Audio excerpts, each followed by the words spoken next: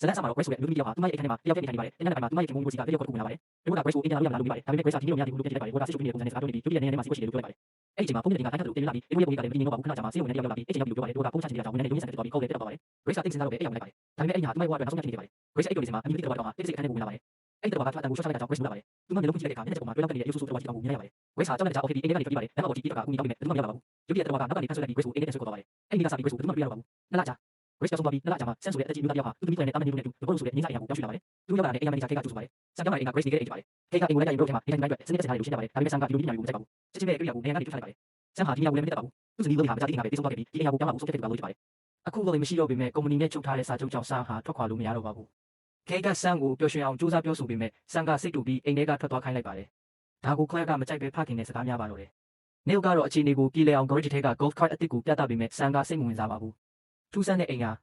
မိသားစုပြန်သွားပြီးနောက်ဆန်ဟာအိမ်တကားလက်ကင်ပြက်နေတာကိုသတိထားမိပါတယ်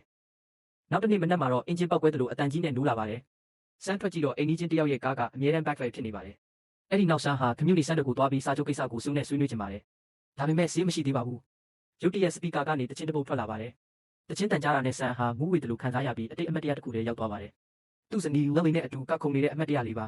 ။ဒါပေမဲ့ Lily ဟာရုတ်တရက်လဲကျသွားပြီးအမတ်တရားကပျက်စီးသွားပါတယ်။ဆန်တတိပြန်ဝင်လာချိန်မှာတော့ကျမ်းပြင်ပေါ်ဒူးထောက်လျက်ဖြစ်နေခဲ့ပါတယ်။ Rennie နဲ့တွေ့ဆုံခြင်းBurroughs ထဲမှာနေထိုင်တဲ့ Rennie ဆိုတဲ့အမျိုးသမီးတစ်ယောက်ကသူမရဲ့ Rose Quartz ကြောက်တုံးတွေခိုးခံရတယ်လို့လုံခြုံရေးတွေကိုတိုင်ကြားပါတယ်။ဒါပေမဲ့သူတို့ကတက်ကြီးရွယ်ဦးတွေဟာမိတ်တက်တယ်ဆိုပြီးအလေးမထားပါဘူး။နောက်နေ့မှာဆန်ဟာအမြဲစုညံနေတဲ့ကားကိုကိုယ်တိုင်ပြင်ဆင်ပေးလိုက်ပါတယ်။ Rennie ကကျေးဇူးတင်ခြင်းပေမဲ့ဆန်ကမတုံ့ပြန်ပါဘူး။ဒါကြောင့် Rennie ကလိုက်ပြီးမရင်ကျေးဘူးလို့ဆိုပါတော့တယ်။နောက်ဆုံးဆန်ကကျေးဇူးတင်ပါတယ်ဆိုတာကြားချင်ရင်ရပါတယ်လို့ပြောပြလိုက်ရပါတယ်။ Edward ရဲ့တိုက်ခိုက်မှု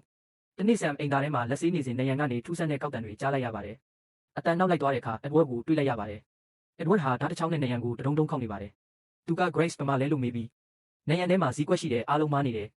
လို့ထက်ခါပြောနေပါတယ်။ဆန်ကစိတ်ငြိမ်အောင်ပြောပေးမယ် Edward ကမင်းလဲသူတို့တွေကတယောက်ပဲလို့ပြောပြီးဓာတ်နဲ့ထိုးလိုက်ပါတယ်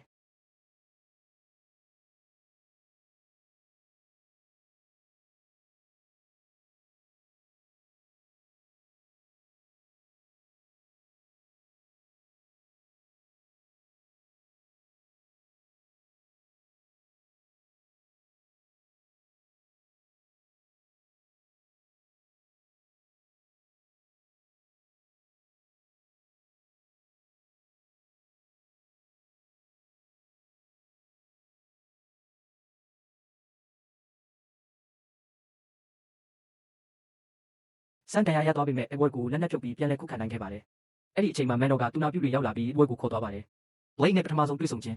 တန်ရကိုကုသပြီးနောက်ဆန်ဟာလုံခြုံရေးအရာရှိဟိုင်းနဲ့တွေ့ပါတယ်။ Hank ကဒီနေရာမှာရဲမရှိဘူးလို့ရှင်းပြပါတယ်။ဆန်ကစိတ်ဆိုးပြီး Sheriff ကိုခေါ်မယ်လို့ပြောပေမဲ့ Hank က Seal Blake နဲ့အရင်တွေ့ဖို့တောင်းဆိုပါတယ်။ Blake က Edward အစားတောင်းပန်ပြီးဆန်စာချုပ်ကိုဖျက်သိမ်းပေးမယ်လို့ပြောပါတယ်။ဒါပေမဲ့ Sheriff ကိုမခေါ်ဖို့တော့လိုပါတယ်။ဆန်ဟာ Edward နဲ့ပြန်တွေ့တဲ့အခါ Edward ကလည်းတောင်းပန်ပါတယ်။ Edward မှာ Maxwell's disease ဆိုတဲ့အုံနောက်ကိုတဖြည်းဖြည်းဖျက်ဆီးသွားတဲ့ယောဂရှိနေတယ်လို့ Blake ကရှင်းပြပါတယ်။ဒီလိုနဲ့ဆန်ဟာ Burroughs မှာဆက်နေရန်ဆုံးဖြတ်လိုက်ပါတော့တယ်။ Jack တေဆုံးခြင်းတောက်ကြနေ့မှာအိမ်ကြီးချင်းတွေကဆန်အတွက် welcome barbecue party လုပ်ပေးပါတယ်။ဆန်ကလူမှုဆက်ဆံရေးမကျွမ်းကျင်ပေမဲ့တဖြည်းဖြည်းရင်းနှီးလာပါတယ်။ဒါပေမဲ့ Julie တယောက်အစာနှင်သွားချိန်မှာဆန်ဟာ Lily တေဆုံးခါနေအချိန်ကိုပြန်မြင်လိုက်ရပြီးစိတ်ထိခိုက်သွားပါတယ်။ညရောက်တော့ဆန်ဟာ Jack ရဲ့အိမ်ဘက်ကပြီးပြီးအတန်တခုကြားလိုက်ရပါတယ်။ Jack တကားမဖွင့်တာကြောင့်ဆန်ဟာပြတင်းပေါက်ကိုခွဲပြီးအိမ်ထဲဝင်သွားပါတယ်။ Jack ရဲ့အိတ်ခမ်းထဲရောက်သွားတဲ့အခါ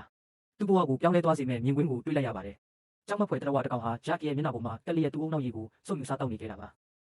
ဆန်ဟာသူနဲ့ရိုက်ဖို့ကြိုးစားပေမဲ့မတော်တဆ headphone ကြိုးကိုနင်းမိသွားပါတယ်။တချင်းတန်ကြဲကြဲထွက်လာတာနဲ့တတဝါဟာထိတ်လန့်သွားပြီး Jack ကိုထားခဲ့ကထွက်ပြေးသွားပါတယ်။ခဏအကြာမှာတော့ Jack ဟာတေဆုံးသွားခဲ့ပါတယ်။ဒါပေမဲ့ဆန်ကမြင်ခဲ့တာကတာမန်တေဆုံးမှုမဟုတ်ဘူးဆိုတာသိနေခဲ့ပါတယ်